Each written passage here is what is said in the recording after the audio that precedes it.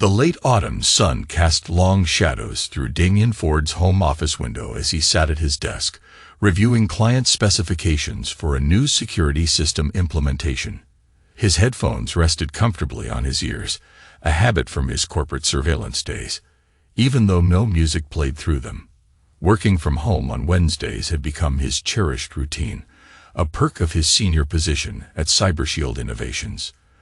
The house sat quiet, save for the gentle hum of his computer and the occasional notification ping from his dual monitors. Family photos lined his desk: Lucas's Little League victory, their fishing trip to Crystal Lake, and Elena beaming at their 10th anniversary party last year. Damien glanced at his watch. 2:45 p.m. Lucas would be home from middle school soon. The distant sound of a car door closing caught his attention. Through his window, he spotted Elena's white Mercedes pulling into the driveway. Unusual. She typically worked late at Horizon Realty on Wednesdays, often closing deals with clients who couldn't meet during regular hours. The front door opened and closed, followed by the familiar sound of Lucas's backpack hitting the kitchen counter, a habit Damien had tried unsuccessfully to break. "Hey, sweetie." Elena's voice carried through the partially open office door. "How was school today?" "Pretty good. Got an A on my science project. The one about renewable energy." "That's wonderful. Your Uncle Raphael will be so proud when I tell him. He's always asking about your grades, you know." Damien's fingers paused over his keyboard. Something in Elena's tone, honed by his years of security consulting, prickled his awareness. He reached for his phone and opened the recording app, a habit from his corporate days that had served him well. "Mom," Lucas's voice dropped lower, hesitant. "Uncle Raphael called me again yesterday. On my cell, he did." "What did you talk about?" "Just stuff. School. Basketball. But he said something weird about how he wishes he could spend more time with me." There was a pause, followed by the sound of kitchen cabinets opening and closing. "Your uncle loves you very much, Lucas. Sometimes family relationships are complicated. Is that why he keeps sending me those expensive gifts?" Dad seemed kind of annoyed about the new gaming laptop, the clink of glasses on the counter. "Your father doesn't understand certain things. Speaking of Raphael, he's been asking about you again, more than usual." Damien's jaw tightened. His brother's excessive interest in Lucas had always struck him as odd, but he had dismissed it as Raphael compensating for not having children of his own. "Mom, why does Uncle Raphael care so much? Sometimes it's like he thinks he's my dad or something." The silence that followed felt heavy, pregnant with unspoken truths. Damien's finger hovered over the recording app's stop button, but something kept it in place.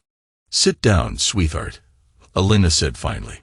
"There's something we need to discuss, something I've been meaning to tell you for a while." The scrape of kitchen chairs against hardwood flooring echoed in his mind as he pictured them at the breakfast nook, where they had shared countless family meals. "Your Uncle Raphael, he's not just your uncle. Elena's voice caught. "He's your real father." The words hit Damien like a physical blow.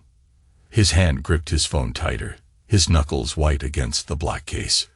But Dad, Damien, your father, he's been good to us. Very good. But there are things you don't know about what happened before you were born. Before I married him." Through the crack in his office door, Damien caught a glimpse of Elena pulling Lucas into a hug. His son, or was he? Lucas looked shell-shocked, his 12-year-old face pale and confused.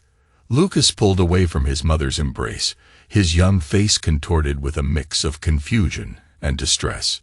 "I don't understand. How could Uncle Raphael be my real dad?" Elena smoothed her perfectly styled hair, a gesture Damien had once found endearing, but now seemed calculated. "It's complicated, sweetie. Before I married your dad, before I married Damien Ford, Raphael, and I had something special." In his office, Damien's breathing remained steady and controlled, even as his world tilted on its axis. Years of handling crisis situations had taught him the value of staying calm under pressure. The recording continued, capturing every word. What do you mean, special?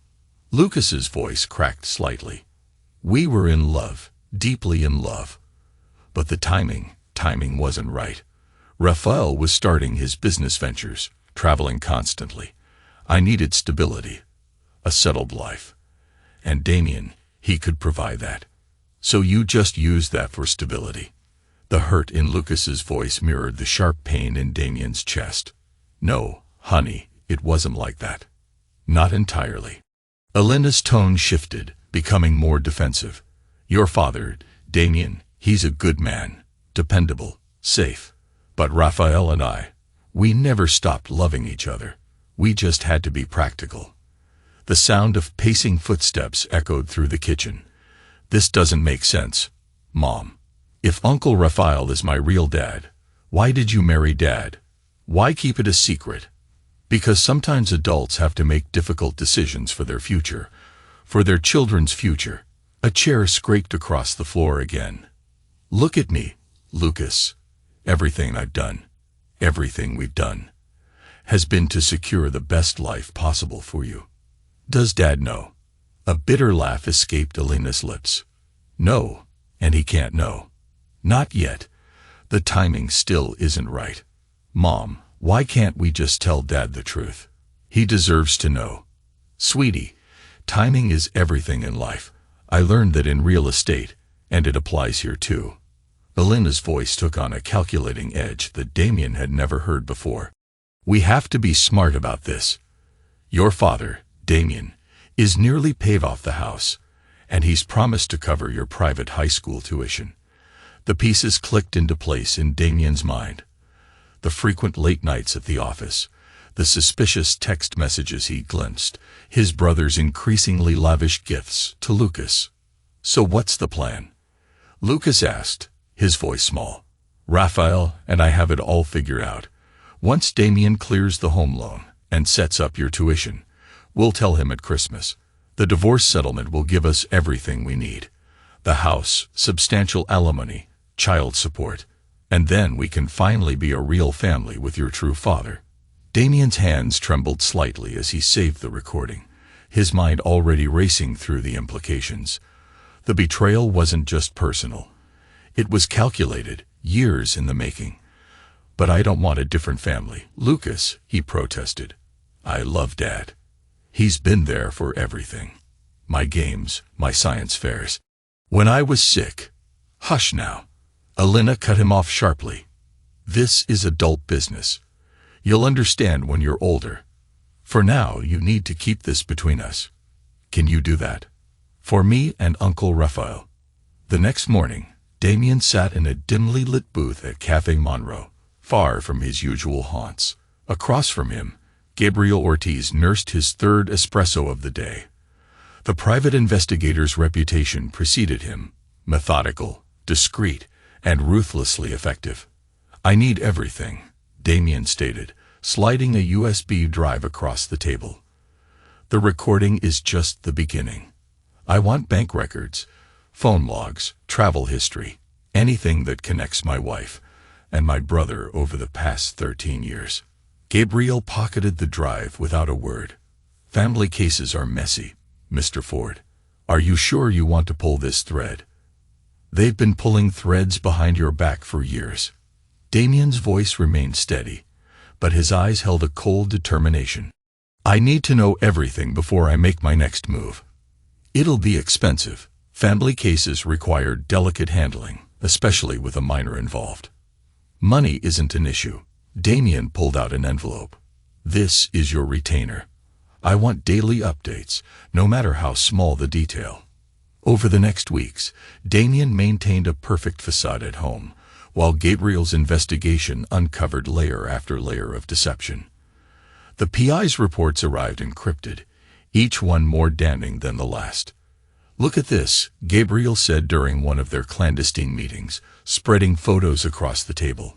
Dorian Blake -12 years ago, 3 weeks before your wedding. The images show Elena and Raphael at a private resort, looking very much like honeymooners. Damien's stomach churned at the sight of his brother kissing his soon-to-be wife by a private pool. There's a paper trail, too. Gabriel continued, pulling out financial records showing regular transfers from Raphael to an offshore account in Alina's name. Transfers that started right after Lucas was born. Monthly deposits increasing over time. Damien studied the bank statements, his security background helping him trace the complex web of transactions. They've been planning this for years. That's not all, Gabriel added, pulling up property records on his tablet. Your brother purchased a cabin 6 months ago through an LLC registered in the Emerald Isles. Guess who's been meeting him there twice a month? Security camera footage showed Alina's Mercedes at the cabin's gates, with timestamps corresponding to her late nights at the office. What about Lucas? Damien asked, his voice softening slightly. Any indication they've told him anything else? The kid is scared and confused. He's been spending more time at the school library and avoiding home. His teachers have noticed a drop in his usual enthusiasm. Gabriel hesitated. There's something else you should know. I did some digging into Alina's past, specifically around the time of Lucas's conception. Damien looked up sharply. What did you find? There was another man in the picture. Dorian Blake, Alina's college boyfriend.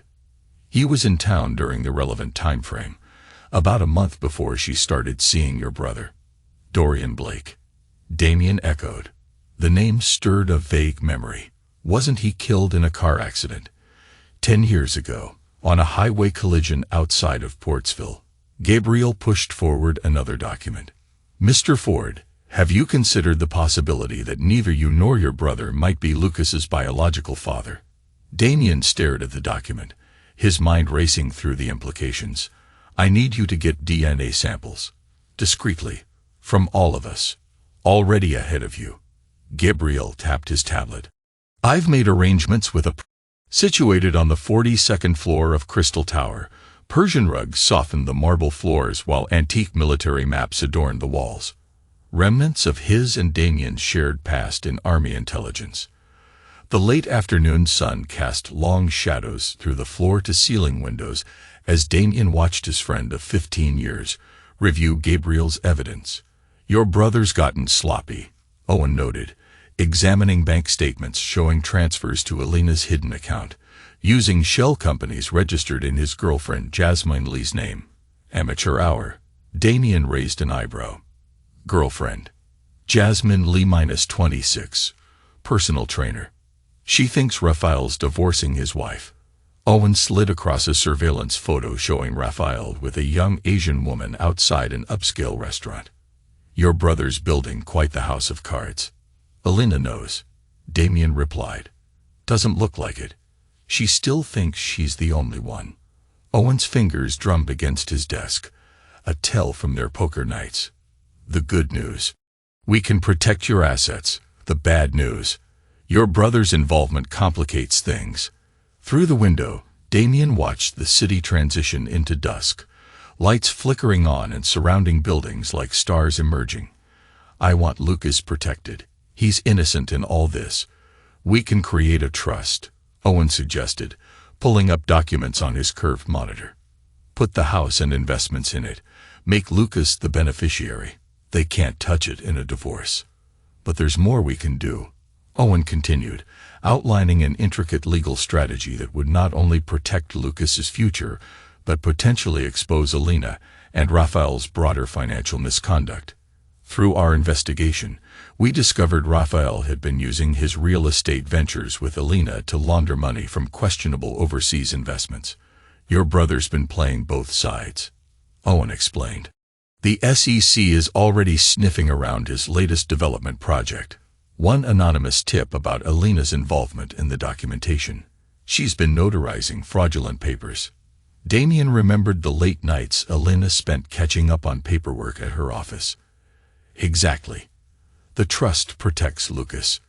The threat of a federal investigation keeps them from fighting it. Owen's smile was predatory. They're expecting a simple divorce. They have no idea what's really coming. For the next 2 hours, they constructed a legal fortress around Lucas's future. The trust would cover not only the house and investments but also provide for his education through graduate school. Special provisions ensured neither Elena nor Raphael could access the funds, even as guardians. "What about custody?" Damien asked, his voice tight. "Given Lucas's age, the court will consider his preference, but we've got leverage." Owen pulled out another file. "Remember Miranda Price? Elena's former assistant, the one she fired last year. She's willing to testify about Elena's inappropriate relationships with clients. It seems your wife has been mixing business with pleasure beyond just Raphael." The revelation should have hurt, but Damien felt only cold satisfaction. Every new piece of evidence was another nail in the coffin of Elena's planned Christmas performance. "Document everything," Owen advised. "Every conversation, every interaction. We'll need a clean timeline when this goes to court." "And Raphael's girlfriend? Leave Ms. Chung to me. She's already suspicious about Raphael's excuses." One anonymous email with proof of his meetings with Elena. Damien nodded, appreciating the elegance of Owen's strategy. Let their own deceptions become their undoing. The following months unfolded like a carefully choreographed dance. While Elena and Raphael plotted their Christmas revelation, Damien orchestrated his counter-strategy with military precision. Each move was calculated, each interaction scripted to maintain their false sense of security. CyberShield Innovations provided the perfect cover. Damien scheduled business trips that coincidentally overlapped with Elena's meetings with Raphael, gathering evidence while appearing completely unaware. His security background proved invaluable as he documented their patterns, their lies, their growing carelessness. One crisp November morning, Damien sat in his parked car outside a mountain cabin, watching Elena's Mercedes disappear down the private road. Once she was gone, he approached the property, his security expertise making quick work of the basic alarm system. Inside, evidence of their betrayal was everywhere. Photos, letters, plans for their post-divorce life together. But it was the laptop left carelessly on the kitchen counter that proved most valuable. Elena had forgotten to log out of her email.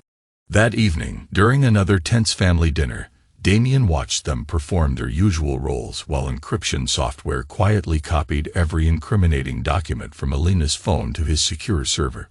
Lucas's science project won first prize, Raphael announced, playing the proud uncle.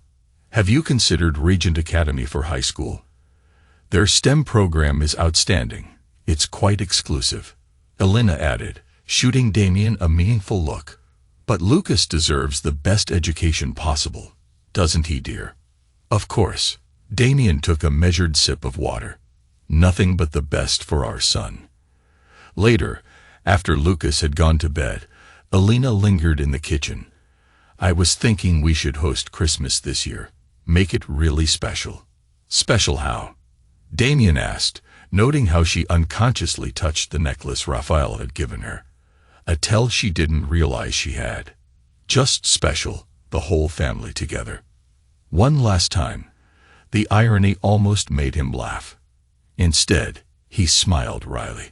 "Whatever you want, dear, it's your show." Meanwhile, the trust took shape behind the scenes. The house, investments, and his controlling interest in cyber art innovations were gradually transferred into Lucas's name. Sierra Reed's legal expertise ensured every transaction was ironclad, while leaving just enough in joint accounts to avoid suspicion. "The paperwork's ready," Sierra reported during one of their secure video calls. "The trust is established with you as trustee until Lucas turns 25. We've also set up a separate foundation for his education, completely insulated from any divorce proceedings. The hardest part wasn't the legal maneuvering or asset transfers. It was maintaining normalcy with Lucas. The boy was struggling under the weight of his mother's secret. His grades were slipping slightly. His usual enthusiasm dimmed. One Saturday, after a particularly tense family breakfast, Damien took Lucas fishing, their traditional father-son activity since Lucas was 6. "Dad," Lucas asked as they sat in their usual spot by the lake, "do you ever wish things were different?" Damien caught the tremor in his son's voice. Different how? Just different. Like maybe if you had a different family or a different son. Lucas, look at me. Damien turned to face the boy who had captured his heart 12 years ago. Family isn't about what we're born into. It's about the choices we make every day. And I choose you, always. The boy's eyes welled with tears. Even if what? Damien kept his voice gentle, though he knew exactly what Lucas was struggling to say. Nothing. Just, thanks, Dad. December arrived with a bitter cold snap and an unexpected revelation. The DNA test results delivered to Damien's private mailbox confirmed what Gabriel's investigation had suggested. Lucas wasn't his biological son, but here comes the twist. He wasn't Raphael's either. Dorian Blake. Gabriel explained during their meeting at Cafe Monroe. Alina's college sweetheart. He was in town during the conception window, staying at the Grand Harbor. Adjacent rooms for 3 nights. Damien studied the hotel records, his mind racing. The timing fit. But Blake had died years ago in a car accident outside of Portsville -10 years ago this month. Gabriel pushed forward another file. Here's where it gets interesting. Blake knew. What? Damien asked, incredulous. Found his old emails. He confronted Alina right before the accident. Threatened to tell you everything. Gabriel's expression was grim. The crash report noted brake failure, a recently serviced car, an experienced driver, and clear weather. The implication hung heavy in the air. Alina. No proof yet, but Raphael's company handled Blake's life insurance policy. Standard procedure became complicated. Payment delayed for months until Alina provided additional documentation. The pieces clicked into place with terrible clarity. Alina hadn't just betrayed you. She'd orchestrated a complex web of deception spanning years, possibly including Blake's death. And Raphael, blinded by his own arrogance, actually believed he was Lucas's father. Does Raphael know about Blake? No evidence he does. He's been making plans, private school tours, college savings accounts, all while using your money, of course. Damien absorbed this information with the detachment his military training had taught him. The trust is secure. Even if the truth about Blake comes out, Lucas's future is protected. That evening, Damien sat in his home office, reviewing the final pieces of his counter-strategy. The DNA results, the trust documents, the evidence of Alina and Raphael's financial fraud. Everything was ready for their Christmas surprise. Through his partially opened door, he heard Alina on the phone, presumably with Raphael. Everything's arranged, she whispered. Christmas Eve will be perfect. Damien wouldn't know what hit him. He smiled coldly at her choice of words. Let them plan their perfect moment. Let them think they hold all the cards. The truth will be my Christmas gift to them all. A truth far more devastating than they could imagine. As he encrypted the final documents, Damien thought about Lucas, about choices and consequences. Biology hadn't been there for 12 years of Little League games and science projects. DNA hadn't taught Lucas to ride a bike or helped him overcome his fear of thunderstorms. Love, he had learned, was about choices, and he had made his. Christmas was coming. Alina and Raphael thought they were the architects of destruction. They had no idea that their perfectly planned revelation would become their own undoing. The truth about Dorian Blake was just one card in Damien's hand, a hand he had spent months carefully assembling. Let them have their moment, he thought, listening to Alina laugh softly into her phone. Let them think they've won. The real gift will be watching their house of cards collapse, knowing that Lucas is safely beyond their reach. The end game was approaching, and Damien was ready, though not for revenge. Revenge was too simple, too emotional. No, this was about justice, about protecting what mattered most. Christmas would indeed be special this year, just not in the way Alina and Raphael had planned. As December's chills settled over the city, Damien intensified his time with Lucas. The boy's recent knowledge of his mother's deception weighed heavily on him, visible in the slight slump of his shoulders and the shadows under his eyes. Rather than let Alina and Raphael's machinations poison these precious days, Damien planned a series of father-son activities that would cement their bond regardless of what Christmas might bring. Their first adventure took them to Mount Aspen for a weekend camping trip. As they set up their tent in the crisp mountain air, Damien watched Lucas methodically securing the guy lines, a skill he had taught him during their first camping trip 4 years ago. "Do you remember the knot I showed you?" Damien asked, testing the tension on one line. "Double figure 8, Lucas replied, demonstrating the technique perfectly. "Because it won't slip in the wind." "That's right. Always secure your foundations first." The deeper meaning wasn't lost on Lucas. He paused, hands still on the rope. "Dad, can we talk about something?" They sat on a fallen log, overlooking the valley, the setting sun painting the snow-capped peaks in shades of gold and purple. Lucas pulled his knees to his chest, making himself smaller, a gesture that reminded Damien of the frightened 6-year-old who had once crawled into his bed during a thunderstorm. "Mom thinks, she says that after Christmas, everything's going to change." Damien turned to face his son directly. "What do you think about that?" "I don't want things to change." Lucas's voice cracked slightly. "She keeps talking about how Uncle Raphael will be more involved, how we'll be a real family. But I already have a real family. I have you." "Lucas, look at me." Damien waited until the boy met his eyes. "There are 2 kinds of family in this world. The kind we're born into, and the kind we choose. Sometimes they're the same. Sometimes they're different. But the choices we make are what really matter." "But what if?" Lucas hesitated, tears threatening. "What if I'm not who you thought I was?" "You're my son," Damien stated firmly. "That's not about blood or DNA or anything else. It's about every moment we've shared, every lesson learned, every challenge faced together. Nothing can change that. Not your mother, not Uncle Raphael, not anyone. You promise?" "I promise. And you know what I always say about promises. They're contracts with our honor." Lucas finished with a small smile breaking through his worry. The following week, they attended Lucas's basketball tournament. The boy had inherited his athletic ability from someone. Another mystery Elena had woven into her web of lies. But his competitive spirit, his strategic thinking on the court, had been nurtured through countless backyard practice sessions with Damien. From the bleachers, Damien watched Lucas execute a perfect pick-and-roll play they had practiced for hours. Elena sat several rows away, pretending to film the game while actually texting Raphael. Her carefully crafted mask of maternal pride slipped whenever Lucas glanced her way, revealing the calculation beneath.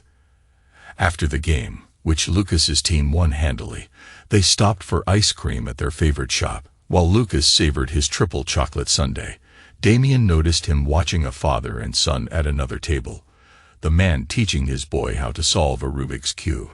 "Dad," Lucas's voice was thoughtful, "will you always love me?" The question hit Damien like a physical blow, not for its content, but for the fear behind it. He set down his spoon, giving the moment the weight it deserved. "Always," he replied, his voice firm with conviction. "Family isn't just about blood. It's about choice. And I chose you 12 years ago. Nothing will ever change that." Christmas Eve dawned with a blanket of fresh snow, transforming the neighborhood into a winter wonderland. Elena had spent weeks orchestrating her perfect setting, turning their home into a showcase of holiday perfection. Crystal snowflakes hung from the chandelier, professional garlands wrapped the staircase, and the massive Christmas tree dominated the living room, its white and gold ornaments carefully curated to match her theme. "Everything has to be perfect," she instructed the catering staff, her voice sharp with barely contained excitement. "This is a very special occasion." Damien watched from his study as she directed traffic, noting how her hand kept drifting to her phone, probably texting updates to Raphael. She had chosen everyone's outfits, insisted on a professional photographer, even hired a string quartet for ambience. Her attention to detail, and her plan to dismantle their family from within, was almost admirable. The guests began arriving at 6. First came Beatrice Miller and Kenneth, Damien's parents, who had no idea that their Christmas celebration would become a battlefield. Beatrice immediately gravitated to Lucas, pulling him into a warm embrace, while Kenneth clapped Damien on the shoulder. "Something's different about Alina," Beatrice murmured to Damien as they watched his wife direct the catering staff. "She seems eager. It's a special night." "She's been planning it for months," Damien replied evenly. Raphael arrived fashionably late, his entrance carefully timed to coincide with the first round of champagne. His smile dripped with smug satisfaction as he handed Lucas an elaborately wrapped gift. "For my favorite nephew," he announced loudly, shooting Damien a look of barely concealed triumph. "Only the best for our boy." Alina fluttered nearby, her designer dress catching the light as she supervised the photographer's angles. "Raphael, you shouldn't have," she said, though her tone was measured. Although Lucas deserved to be spoiled by his family, the slip was subtle, but Damien caught the faint frown on Alina's face. Beatrice had always been perceptive. Her years as a family court judge had honed her ability to spot deception. She touched Damien's arm gently. "Is everything all right, son?" "It will be," he assured her, patting the envelope in his pocket. "Just wait for the gift exchange." More relatives arrived, cousins, aunts, uncles, all unwitting audience members to Alina's performance. She had positioned everything perfectly: the seating arrangements, the timing of dinner, the moment she would shatter their family's foundations. While Alina basked in her imagined triumph, Damien quietly placed his envelope on the tree, securing it with a golden ribbon that matched her carefully chosen decorations. The irony of using her own aesthetic choices to deliver her downfall wasn't lost on him. Lucas watched the proceedings with growing anxiety, his young shoulders tense under the weight of secrets. During a quiet moment, he found Damien in the kitchen. "Dad, I don't feel good about this." "I know, son," Damien squeezed his shoulder gently. "But sometimes the truth needs to come out. Just remember what I said about choices and promises." The moment Alina had orchestrated for months finally arrived. The family gathered around the tree, champagne glasses in hand, with the string quartet providing sophisticated background music. Alina stood with practiced grace, her expression a masterpiece of false sincerity. "I have an announcement," she began, sharing a knowing look with Raphael. "Actually," Damien interrupted smoothly, "I have a gift for everyone first." The slight falter in Alina's smile was worth every second of planning. Damien retrieved the envelope, performing his own choreography with the same precision she had applied to her decorations. Poppies were distributed to Alina, Raphael, and Lucas, each sealed with that matching golden ribbon. "What's this?" Raphael's arrogance slipped slightly as he opened the envelope. Damien watched their faces as they processed the contents. DNA test results, trust documents securing the house and investments in Lucas's name, evidence of their affair, and coup de grace, proof of Dorian Blake's paternity. "Merry Christmas," Damien said softly, his voice carrying in the sudden silence. "Lucas, the house and your education are secured in a trust. No one can take them from you." Alina's champagne glass slipped from nervous fingers, shattering on the professionally polished hardwood floor. The sound matched the breaking of her carefully constructed plans. "Alina, Raphael, you should know that Lucas isn't either of ours biologically. He's Dorian Blake's son." A collective gasp arose. Beatrice's soft exclamation, her judicial mind probably already calculating the legal implications. Kenneth's face darkened with understanding and fury. But it was Lucas's expression, a mix of fear, relief, and desperate hope, that mattered most. "This is ridiculous," Alina sputtered, her mask cracking. "You can't possibly." "The trust is ironclad," Damien continued calmly. "Everything is in Lucas's name, properly structured, and legally binding. There's also a copy of the divorce papers. Don't worry about taking everything. I've already given it all to the person who deserves it." Raphael lunged forward, his face purple with rage. "You had no right." "I had every right." Damien cut him off coldly. "Brother." The weight of betrayal in that single word stopped Raphael cold. Around them, family members began to understand the scope of what was unfolding. Shocked whispers and accusations filled the air. Damien turned to Lucas, who stood trembling yet upright, stronger than any 12-year-old should need to be. He pulled his son into a tight embrace. "I love you, son," he whispered fiercely. "Remember our promise." Then, with the same quiet dignity that had characterized his entire response to their betrayal, Damien walked out into the snowy night. Behind him, he heard Elena's carefully orchestrated evening dissolve into chaos. Her dream of triumph transformed into a nightmare of exposure. 1 year later, the dust had settled into new patterns. Lucas lived in the house with his guardian, Sierra Reed, thriving under her care and free from Elena's manipulations. The trust ensured his education and security, while weekly video calls and regular visits kept his bond with Damien strong. Elena and Raphael's relationship. But the real victory wasn't in the trust documents or the exposed lies. It was in the quiet moments. Helping Lucas with homework over video chat, attending his basketball games, watching him grow into a young man who understood that true family transcends biology. Lucas would later say that Christmas was when he learned the true meaning of fatherhood, not in the DNA results that shattered his world, but in the love of a man who chose to be his father even after learning he wasn't. The trust protected his future, but Damien's love had saved his present, teaching him that the strongest bonds aren't forged by blood, but by choice. The Christmas tree envelope had delivered justice, but Damien's true victory wasn't in exposing their betrayal. It was in rising above it, choosing love over bitterness, and protecting the one innocent person in this tragic story. In the end, he had given Lucas the greatest gift possible, the knowledge that he was wanted, chosen, and loved, not out of obligation or biology, but because of who he was. Epilogue. 10 years later. The autumn breeze rustled through the maple trees lining Regent Academy's campus as 22-year-old Lucas Ford adjusted his graduation cap. A decade had passed since that fateful Christmas Eve, and life had taken unexpected turns for everyone involved.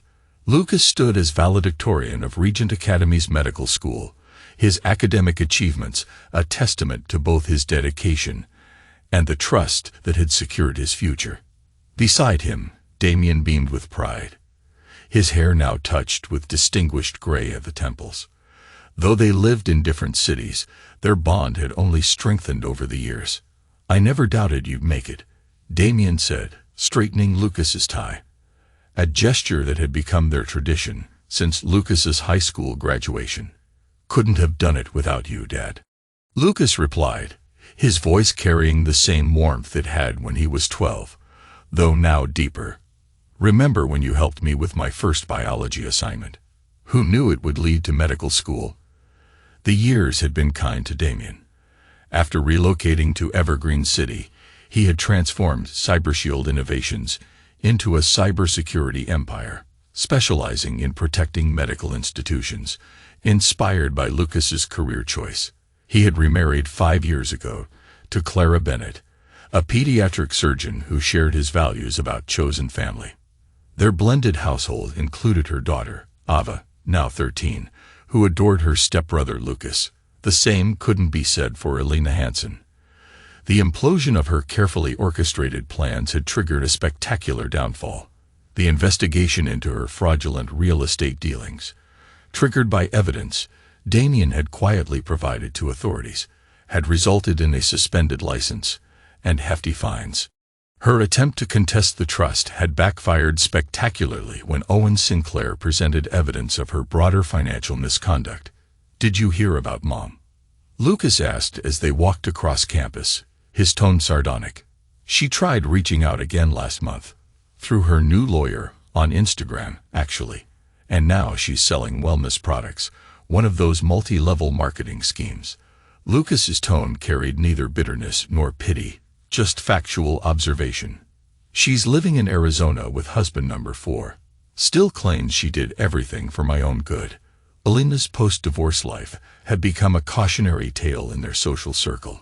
After her real estate career imploded, she had cycled through 3 marriages, each shorter than the last.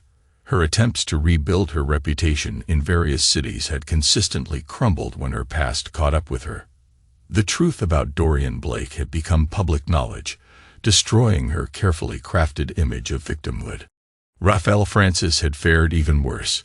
The SEC investigation into his business dealings, prompted by irregularities discovered during the divorce proceedings, had uncovered a web of fraud extending far beyond his affair with Alina. His girlfriend, Jasmine Lee, had turned state's evidence, revealing how he had used the relationship to hide assets and launder money. Uncle Raphael even sent a card from federal prison. Lucas mentioned, his tone laced with irony, still has 2 years left on his sentence. Damien nodded, unsurprised. And he's still claiming he had no idea about Dorian Blake. Yeah, Lucas replied, though he did finally admit that his whole devoted uncle act was just spiteful. Prison gives people time to reflect, Damien commented. The investigation revealed the full extent of Raphael's vindictiveness. His interest in you was never paternal. It was purely about hurting his more successful brother. The discovery that he wasn't your father shattered his ego more than losing his freedom. Aunt Sierra Reed, who had stepped up as Lucas's guardian after that Christmas, now ran a successful youth counseling center. Her experience helping Lucas navigate the aftermath of family deception had inspired her to assist other children dealing with parental betrayal. She had become a frequent speaker at family therapy conferences, sharing their story as an example of how love and honesty could overcome betrayal. Grandma Beatrice is in the audience, Lucas said, spotting the former judge in the graduation crowd. She's still angry at Mom, you know. She says Alina's actions cheapened everything she fought for in family court. Beatrice Miller had retired from the bench, but remained active in family law reform, using the Ford case as an example of why trust law needed strengthening. She and Kenneth had become vocal advocates for children's rights in custody cases, their personal experience lending weight to their arguments. The graduation ceremony itself was a testament to how life had evolved. In the audience were Sierra, Ava, along with his grandparents, and Owen Sinclair attended with his wife, their friendship with Damien having deepened into true family bonds.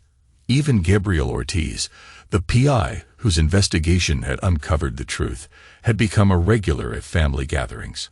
After the ceremony, as they gathered for photos, Lucas pulled Damien aside. You know what I realized today? That Christmas wasn't just about exposing their lies. It was about teaching me what real love looks like. How so? Damien asked gently. Mom and Uncle Raphael thought love was about possession, about having control, about keeping secrets.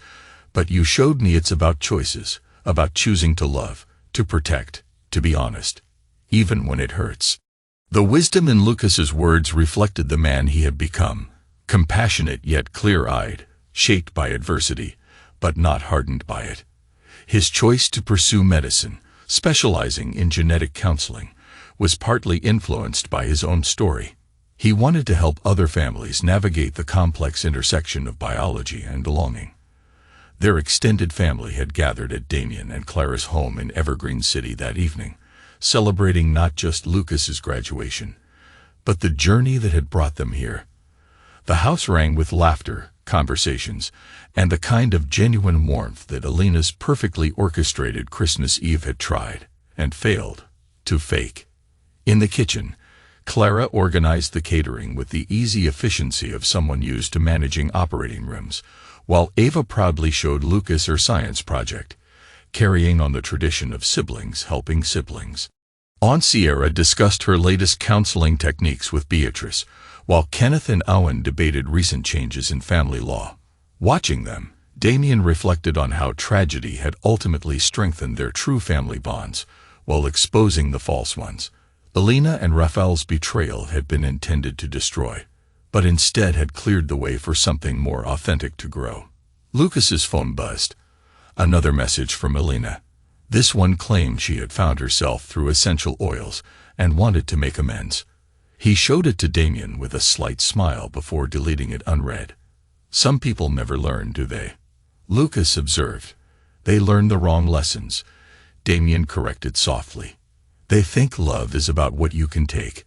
They never understand it's about what you choose to give. The evening wound down with toasts and stories. Each person was representing a choice, to create family through love rather than obligation. Clara's daughter Ava had started calling Lucas Big Brother without any prompting, proving that their relationship was as real as any biological bond. As guests departed, Lucas lingered in his old room, now converted to a study, but still holding photos from his childhood, camping trips, basketball games, and science fairs. Every image captured moments of choice, of love freely given and returned. 10 years, Lucas mused, looking at a photo from that last Christmas Eve. Sometimes I wonder what would have happened if they'd succeeded with their plan. They never could have, Damien replied confidently. Their plan was built on lies. Truth doesn't always win quickly, but it wins eventually. The proof is in the lives we've built. While Elena drifted between failed marriages and pyramid schemes, while Raphael counted days in federal prison, our chosen family had flourished. Lucas's medical career, Clara and Ava's addition to our lives, Aunt Sierra's counseling work, and the strength of the bonds with our grandparents and friends all testify to the power of choosing love over deception. The scandal had faded from society gossip, but its lessons remained. In legal circles, the Ford case was cited in trust law reforms. In family therapy, our story helped other families understand that biology is just one way to create kinship. And in our own lives, it stood as a reminder that the strongest bonds aren't inherited. They are chosen. As the evergreen city skyline twinkled beyond the window, father and son stood together, a living rebuke to those who thought family could be reduced to DNA or divorce settlements.